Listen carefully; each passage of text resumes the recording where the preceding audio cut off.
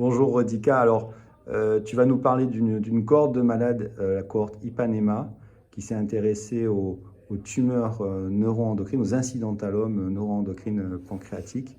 C'est très intéressant. Est-ce que tu peux nous en dire un petit mot? Merci Geoffroy. Déjà, je remercie la SFED parce que c'est une étude dont la SFED est le promoteur. Donc, on a eu une aide financière de la SNFGE grâce à une bourse phare. On a eu également une aide de la part du laboratoire Ipsen qui a soutenu cette recherche.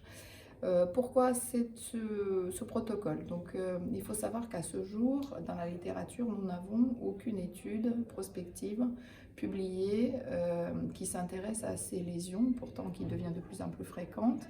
Donc, l'importance, c'est que la prise en charge de ces petites tumeurs de moins de 2 cm qui sont découvertes de manière fortuite, de nature neuroendocrine, à ce jour n'est pas bien codifié donc souvent on est devant un dilemme de prise en charge, faut-il les opérer, faut-il les surveiller. Donc le but de notre cohorte nationale multicentrique qui inclut 12 centres français, dont 11 centres français pardon, et un centre belge, et de déterminer quel est le taux de malignité et d'évolutivité de ces lésions à 3 ans. Donc c'est une étude dont les inclusions sont déjà terminées et on est dans la phase de surveillance. Donc on a eu 3 années de surveillance et les résultats ont été déjà publiés,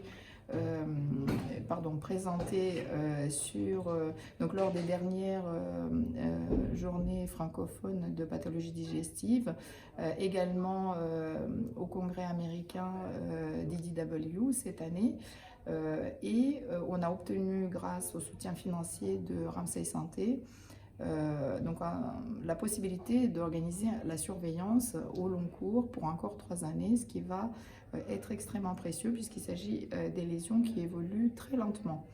Voilà, actuellement, nous sommes dans la phase de surveillance, donc plus d'inclusion, et je remercie les centres participants. J'espère que nos résultats vont nous aider dans la prise en charge de ces lésions.